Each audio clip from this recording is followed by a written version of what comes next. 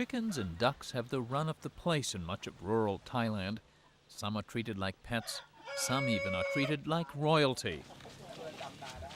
Fighting cocks are prized like racehorses, part of the local economy, very much a part of the culture.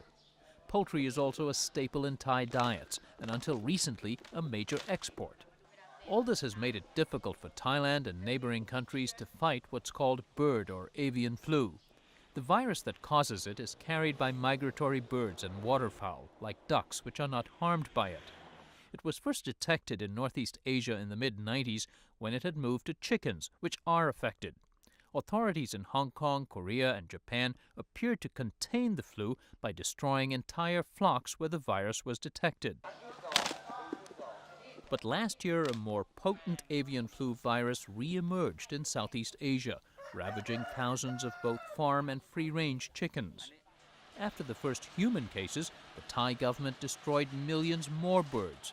Several dozen people have been infected in Thailand, Cambodia, and Vietnam, 3/4 of them fatally. In all but one case, the disease has spread from birds to humans, humans who had long exposure to the virus, like poultry farm workers. But scientists worry the virus, which is called H5N1, is always mutating or evolving and may soon begin to move easily from person to person, just like regular flu. Dr. William Aldis is with the World Health Organization. We have good reason to fear that if the H5N1 virus that's now widely established in chicken, duck, and wildfowl populations in probably 10 countries, it would take only a very small genetic change or modification in that virus to make it rapidly transmissible in people. That, he said, would quickly trigger a worldwide pandemic. The movement of people around the world and the movement of infectious agents around the world means that the risk facing one country is facing all countries almost equally. We saw that with SARS. I would say the difference between SARS and avian influenza is the stakes are much higher. How much higher? University of Minnesota epidemiologist Michael Osterholm says based on previous outbreaks, like the 1918 pandemic that killed 20 million, the toll here could dwarf anything in recorded history. If one takes a look at the 1918 pandemic that swept around the world literally in weeks and extrapolate those number of deaths then to what we might expect to see today, we could easily see 1.7 million deaths in the United States in 1 year and up to 360 million deaths worldwide. Public health experts say it's no longer a question of if, but rather when a major bird flu pandemic will hit. The challenge now is to try to contain it so that the world can become better prepared when it hits. Thailand's approach to avian flu is being closely watched by the World Health Organization and by U.S. experts. The country has long had a system of village health volunteers. Each is in charge of checking on the health of about 10 neighbors. Throughout the country, they're now being deployed to look closely for bird flu. Volunteers try to survey bird populations and must report any ill health in animals or people to local health authorities. Sick birds are tested for avian flu, and positive findings bring a rapid response. This is the pit where we buried the chicken, ducks, geese. In this small village, headman Vicharn Warna says it took about a half hour to round up all the chickens from the village's 137 households. Sick and healthy, they were all destroyed. For each chicken, they get 50 baht, or about $1.25. Even with compensation, Thai farmers and peasants don't fully recover their losses when birds are culled, especially if they are fighting cocks, which can fetch up to $1,000. There's worry that owners may be reluctant to report sick poultry. But Thai officials say they are making some progress. Dr. Supamit Chunsatiwat is with the Ministry of Public Health. In the first round, we had 12 cases. In the second round, we had 5 cases. And since then, the surveillance on both sides, on the animal side and on the human side, have been carried out at full scale up till now. We have been on high alert to detect cases in human as best as possible, and we haven't found a case since October up till now. In 2 border provinces, the surveillance has been intensified in a special joint project with the U.S. Centers for Disease Control. Here in Sa Kaeo province, on Thailand's border with Cambodia, the entire population, over 500,000 people, is being watched for any signs of respiratory disease or pneumonia.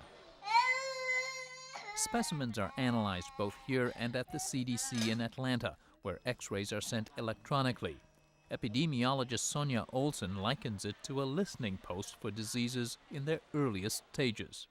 It may be possible to actually stop an outbreak before it were a pandemic.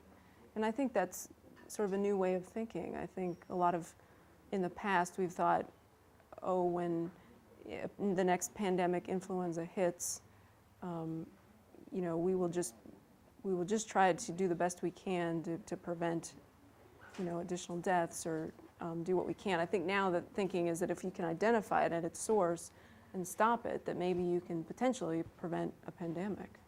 No one's sure it will work, but one reason for optimism is that unlike the SARS outbreak, countries are far more willing to admit early on that they might have a problem, according to Dr. Scott Dowell, who heads the CDC's Thailand office. At the beginning of the bird flu epidemic, we saw some of the old approach of, well, we're not sure if this is really bird flu from various countries, failure to acknowledge or confirm the problem. That was when it was viewed as primarily an economic issue or an agricultural problem. Very quickly, when you saw it moving into the human population, it very quickly changed to a transparent response among most countries in this region. And I think the lessons from SARS helped with that. But communication is just one part of preparing for a pandemic, and Dr. Dowell worries there may not be time. Again, if the question is, are we ready in this part of the world to respond to a pandemic, I think the answer has to be no. And that applies not just to Southeast Asia, says Dr. Supamit. If a pandemic comes in a few months, no one is able to help himself. No country is in the position of better enough preparedness, even the United States or Europe. He says Thailand is working with neighbors and the World Health Organization to develop a region-wide strategy to respond to outbreaks.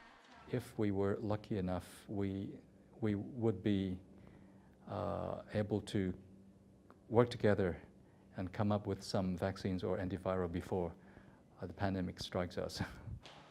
Worldwide stockpiles of antiviral drugs are well short of what's needed. Also, it would take months after an actual human outbreak to develop a vaccine. In an upcoming article for the New England Journal of Medicine, Osterholm argues a plan is urgently needed. How are we going to handle our everyday lives here in this country to make sure that we can deal with sick people? What would we do to assure that people continue to have a food supply once transportation is shut down? How will we manage the basic business of life when up to half the population may become ill and 5% of those will die? Those plans have to be made right now.